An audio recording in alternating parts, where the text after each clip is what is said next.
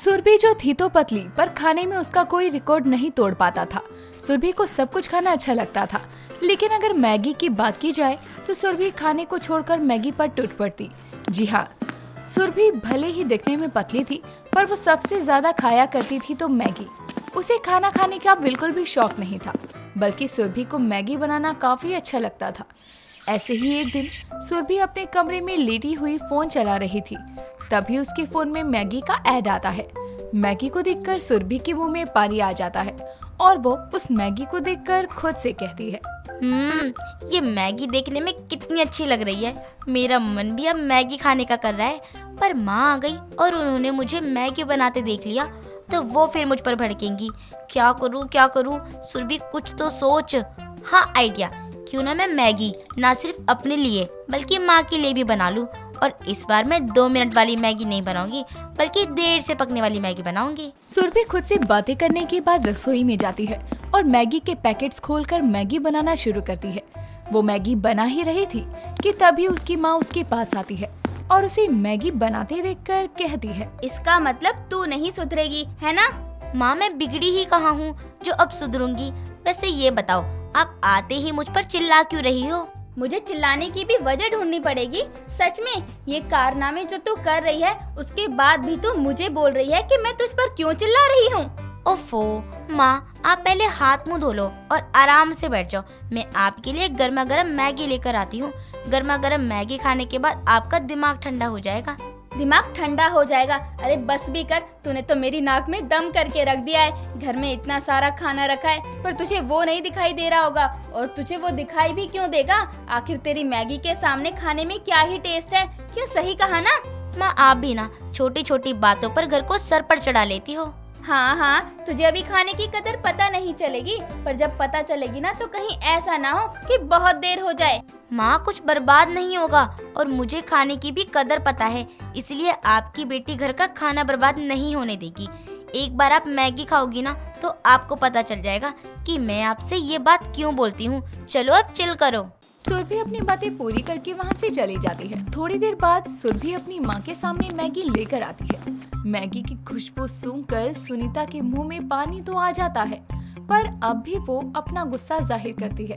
ये देखकर सुरभि अपनी माँ से कहती है, माँ, आप गुस्सा छोड़ भी दो। आपकी बेटी के अंदर बहुत टैलेंट है। हाँ, मैगी खाने का और बनाने का। अरे मैगी बनाने से ही नहीं होता कुछ भी, समझी? माँ, आपको लग रहा है कि मैंने खाना वेस्ट किया है, पर मैं आपको बता दूं कि खाना वेस्ट नहीं हुआ, बल्कि हमारे घर का खाना इस मैगी के अंदर ही है। क्या?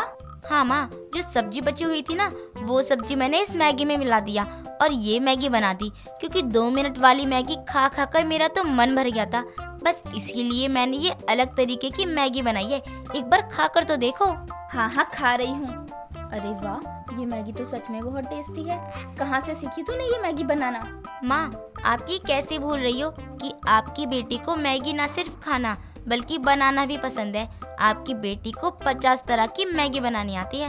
हाँ, मेरी बेटी तो है ही 50 तरह की मैगी बनाने वाली। खैर, आजा तू भी मेरे साथ मैगी खा ले। इस तरह दोनों माँ बेटी साथ में बैठकर मैगी खाने लगती है।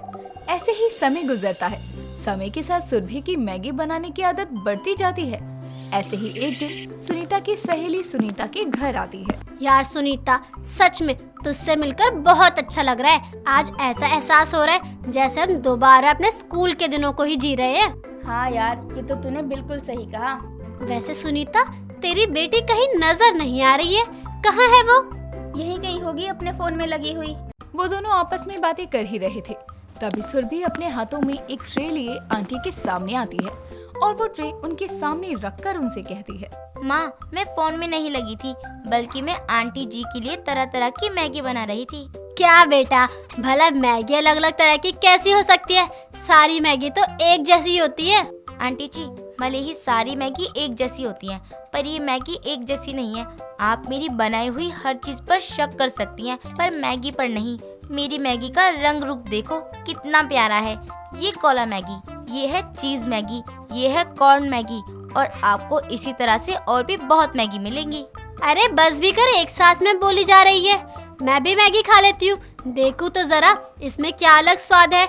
स्वाद है भी या बस तूने इसकी रंगत बदली है? सुरभि बिल्कुल सही बोल रही है। उसकी मैगी पर आज तक कभी किसी ने कोई सवाल नहीं उठाया, क्योंकि मेरी बेटी 50 तरह की मैगी बनाने वाली है। उसके हाथों का टेस्ट इतना स्वादिष्ट होता है कि तूने कभी भी कहीं भी ऐसी मैगी खाई ही नहीं होगी। क्या बात है, ये तो सच में बहुत अच्छी बनी है। अगर सुरभि इतनी सारी मैगी बनाने की रेसिपी जानती है तो इसके लिए रेस्टोरेंट क्यों नहीं खुलवा देती? अरे बहन, अब मैं इतनी भी रईस नहीं कि मैं सिर्फ मैगी का रेस्टोरेंट खुलवाऊं। आंटी जी, क्या आप भी माँ की बातों में लग गई हो? मैगी खाओ ना, ठंडी हो जाएगी। सुरभि की बात सुनकर सुनीता की सहेली सुरभि द्वारा बनाई गई मैगी खाती है।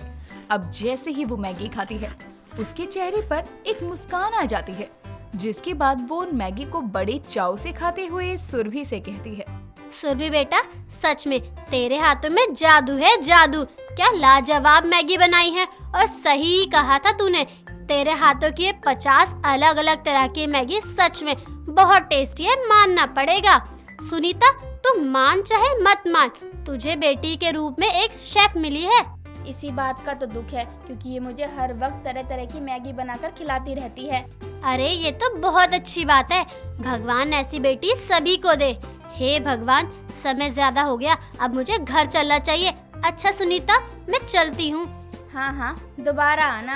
हाँ जरूर आऊंगी, पर मेरी मान तो तू अपनी बेटी के इस टैलेंट को जल्दी ही समझ जा। तेरी बेटी हीरा है, हीरा। इतना बोलकर सुनीता की सहेली वहाँ से चली जाती है। साथ ही अब सुरभि भी बर्तन धोने के लिए चली जाती है। तो वहीं सुनीता हॉल में बैठी सिर्फ अपनी सहेली की बातें ही सोचती रहती है। समय गुजरता है। समय के साथ अब काफी लोग सुरभि को मैगी की दुकान खोलने की कहते हैं। ये देखकर सुनीता अपने मरे हुए पति की फोटो के पास जाती है और उदास होकर अपने पति की फोटो को हाथ में लेकर कहती है, देखिए ना, हमारी बेटी कितनी बड़ी हो गई है। हमारी बेटी को अब सब जानने लगे हैं, और वो भी सिर्फ उसके हाथ की मैगी की वजह से। हमारी बेटी को ना जाने कितने ही लोग मैगी की दुकान खोलने को कह रहे हैं। क्या करूं, कुछ समझ नहीं आ रहा। वो शादी के लायक भी हो गई है। काश आप यहाँ होते तो शायद मैं ये फैसला काफी अच्छे से ले पाती।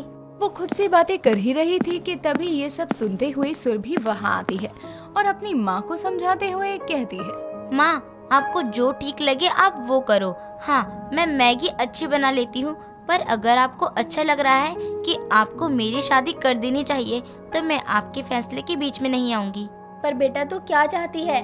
माँ मेरी छोड़ो, मैं हमेशा आपसे लड़कर आपके खिलाफ मैगी बनाती आई हूँ, पर मैं ये भूल गई थी कि आप एक सिंगल मदर है, इसलिए अब आप जो कहेंगी मुझे वो मंजूर है। अपनी बातें पूरी कर सुरभि वहाँ से चली जाती है। तो वहीं सुनीता सुरभि की बात से इमोशनल हो जाती है और आखिरकार वो फैसला ले लेती है। ऐसे ही अब कुछ दिनों बाद वो अपनी बेटी के लिए एक छोटी सी मैगी की दुकान खुलवाती है। उस दुकान को देखकर सुरभि बहुत खुश होती है, जिसके बाद सुरभि जी जान लगाकर उस दुकान को चलाती है। उसमें वो 50 तरह की मैगी बनाकर बेचा करती। देखते ही देखते सुरभि बहुत जल्द आसमान की ऊंचाइयां छूने लगती है। रूपा का जन्म एक गरीब परिवार में हुआ था। उसके पिता अनमोल शादी ब्याह में वेटर का काम किया करते थे, जिसके चलते कई बार वो शादी का बचा हुआ खाना घर भी ले आया करते थे। ऐसे ही सर्दियों की एक रात में हाथों में स्टील की बोतल लिए हुए अनमोल घर आता है और अपनी पत्नी सुधा को आवाज देता है, अरे सुधा, कहाँ हो? यहाँ आओ। पापा आप आ गए? माँ अभी आ रही हैं। माँ बगल वाली काकी के घर गई हैं। लो आ गई। जी आ गए आप, और क्या लेकर आए हैं? अरे आज मैं तुम लोगों के लिए कॉफी लेकर आया हूँ, पी कर देखो, बहुत अच्छी है। कॉफी? हाँ हाँ पापा, मैंने फोन में देखा है। कॉफी वही होती है ना जिसमें ऊपर बहुत सारी झाग भी होती है? हाँ बेटा, वही होती है। जाकर गिलास लेकर आ, आज हम सब कॉफी पियेंगे। अपने पिता की बात सुनकर रूपा जल्दी से रसोई में जाती है। 3 गिलास लेकर आती है। अनमोल तीनों गिलास में बराबर कॉफी डालता है और रूपा फटाफट से कॉफी पीती है और कहती है, हाय रे पिताजी, ये तो कड़वी है। आपने चीनी नहीं मिलाई इसमें? बेटा, कॉफी में सभी लोग तेज चीनी पीना पसंद नहीं करते, सब अपने हिसाब से डाल लेते हैं, इसलिए तू भी डाल ले बेटा। रूपा जल्दी से कॉफी में चीनी मिला देती है और फिर से पीती है और कहती है, अब आया ना मजा, ये बहुत अच्छी है। पापा मजा आ गया सच में। हाँ बेटा, तभी तो लेकर आया हूँ। पापा रोज ले आया करो ना। हाँ हाँ, पापा ही तो बनाते हैं जो रोज ले आएंगे। अरे ये तो शादी में बच गई होगी, जिस वजह से ले आए, नहीं तो हम गरीबों के घर चाय बन जाए वही बड़ी बात है। पर माँ, इसका स्वाद देखो ना कितना अच्छा है। घर में तो हम एक टाइम ही दूध वाली चाय पीते हैं, एक टाइम तो बचत करने के लिए काली चाय ही पीनी पड़ती है, और इस कॉफी में तो दूध ही दूध है। चुप कर और जाकर सो जा। पता नहीं कितना बोलती है, मुंह भी नहीं थकता है तेरा। जल्दी पी इसे और लेट जा। अपनी माँ की बात सुनकर रूपा अपना मुंह बंद कर लेती है और आराम से कॉफी पीने लगती है। और कॉफी पीने के बाद वो अपना बिछौना बिछाकर सो जाती है। ऐसे ही दिन गुजर जाते हैं। अब रूपा का मन बार बार कॉफी पीने का करने लगा था। ऐसे ही एक दिन वो बैठे बैठे खुद से कहती है, क्या करूं? पापा तो पता नहीं कब दोबारा कॉफी लेकर आएंगे और मेरा मन अभी पीने का है। माँ का मन कर रहा है। क्या करूं? हाँ, फोन में बनाना देखती हूँ। काकी के घर जाती हूँ, उनके फोन में देखती हूँ कैसे बनाते हैं कॉफी। इतना कहकर रूपा जल्दी से उठती है और अपनी पास वाली काकी सुमन के घर जाती है और कहती है, काकी काकी, क्या कर रही हो? कुछ नहीं, बस घर के काम कर रही थी। तू बता किस काम से आई है? वो काकी मुझे अपना फोन दे दो ना, मुझे देखना है कॉफी कैसे बनाते हैं। मेरा ना पीने का मन कर रहा है। अच्छा, वो अंदर पलंग पर रखा है, जाकर देख ले। सुमन की बात सुनकर रूपा जल्दी से फोन के पास जाती है और उसमें कॉफी बनाने का तरीका देखती है। जिसके बाद वो अपने घर वापस आती है और अपने जोड़े हुए कुछ पैसों से कॉफी बनाने के लिए दूध और कॉफी के पैकेट ले आती है। और थोड़ी देर मेहनत करने के बाद वो एकदम बढ़िया कॉफी बना लेती है और उसे सर्व करके सुधा के पास जाती है और कहती है, माँ देखो, मैंने कॉफी बनाई है। तूने कैसे बना ली? पैसे कहाँ से आए तेरे पास?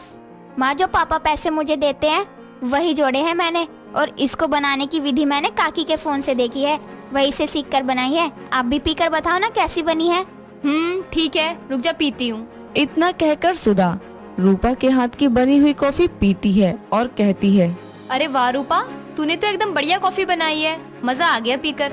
हाँ माँ, ये तो बढ़िया बनी है। अब से घर में कोई खास मेहमान आएगा ना तो हम उसे कॉफी ही बनाकर पिलाएंगे। ऐसे ही वक्त बीतता जाता है। रूपा अब आए दिन अपने घर वालों को कॉफी बनाकर पिलाने लगती है।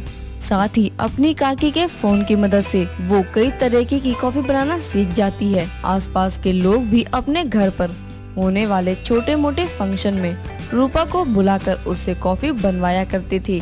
ऐसे ही एक रात जब अनमोल अपने काम से घर आ रहा था, तभी रास्ते में तेज रफ्तार से आ रही कार से उसका एक्सीडेंट हो जाता है और इस हादसे में वो अपने पैरों से विकलांग हो जाता है, जिस वजह से घर के हालात बहुत बुरे हो जाते हैं। ऐसे ही एक दिन अनमोल रोते हुए सुधा से कहता है, सुधा, ये क्या हो गया? मैंने कभी नहीं सोचा था कि मैं तुम लोगों पे इस तरह से बोझ बन जाऊंगा। अरे अभी तो मेरी रूपा के हाथ भी पीले नहीं हुए थे और मैं इस तरह से अपाहिज हो गया। घर का खर्च कैसे चलेगा? आप चिंता मत करो, मैं हूँ ना। हम अपनी रूपा की शादी बहुत धूमधाम से करेंगे, वो भी एक अच्छे घर में। बस आप आराम करो। इतना कहकर सुधा वहाँ से चली जाती है और बाहर आकर फूट फूट कर रोने लगती है। ये सब देखकर रूपा को बहुत दुख होता है, जिसके बाद वो अपने माता पिता की मदद करने के लिए कॉफी का स्टॉल लगाना शुरू कर देती है और 10 रुपए कप के हिसाब से कॉफी बेचना शुरू कर देती है। और क्योंकि रूपा के हाथों की कॉफी पहले से ही सभी को बहुत पसंद थी, इसी वजह से उसको अपने स्टॉल से 2 वक्त के खाने की और अनमोल की दवाई जितने पैसे मिल जाया करते थे।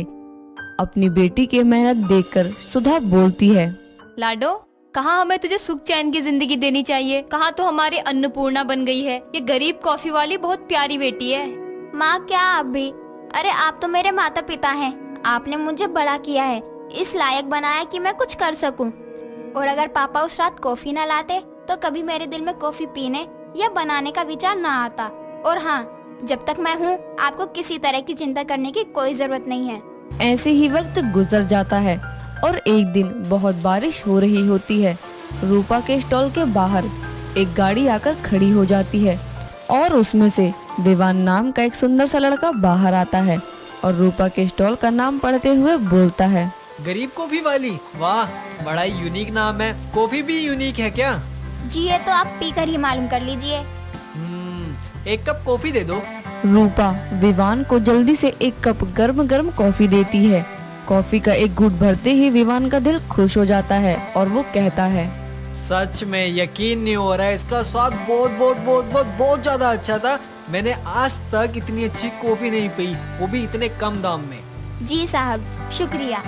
वैसे तुम यहाँ एक छोटे से गांव में काम क्यों कर रही हो? अरे बड़े शहर जाके काम करो, तुम्हारी कॉफी का स्वाद बहुत अच्छा है, तुम आगे तक जाओगी सच में। नहीं साहब, मेरे पास इतने पैसे नहीं है कि मैं शहर जाकर काम कर सकूं। मुझे मेरा घर भी देखना होता है, मेरे अलावा मेरे माँ पापा का कोई नहीं है। और अगर मैं तुम्हारी मदद करूँ तो? जी आप? हाँ मुझे लोगों की मदद करना बहुत अच्छा लगता है, खास तौर पर तुम जैसे लोगों की, जो कि टैलेंट से भरे हुए हो और बहुत प्यारे हैं। ऐसे ही विवान रूपा की तरफ दोस्ती का हाथ बढ़ाकर उसकी मदद करने लगता है। सबसे पहले वो रूपा के घर में खाने पीने और अनमोल की दवाइयों का इंतजाम करता है, जिसके बाद वो रूपा को लेकर जाता है, जहां वो रूपा का गरीब कॉफी वाली के नाम से एक छोटा सा कैफे खुलवा देता है। और धीरे धीरे रूपा के हाथ की कॉफी गांव की तरह शहर में भी बहुत फेमस हो जाता है। साथ ही रूपा की लगन और स्वभाव देखकर विवान को उससे प्यार हो जाता है। और ऐसे ही एक दिन जब रूपा अपने माता पिता के साथ घर पर बैठी होती है, तभी वहाँ विवान आता है और कहता है, वैसे तो मुझे ये बात बहुत पहले कह देनी चाहिए थी, पर अब मैं रुक नहीं सकता। आंटी जी, अंकल जी, मैं आपकी बेटी गरीब कॉफी वाली से शादी करना चाहता हूँ, इस पे मैं अपना दिल हार चुका हूँ, अगर आप राजी हो तो। विवान की बात सुनकर रूपा शर्मा कर भाग जाती है। वहीं अनमोल और सुधा रिश्ते के लिए हाँ कह देते हैं और थोड़े समय बाद ही दोनों की बहुत धूमधाम से शादी हो जाती है।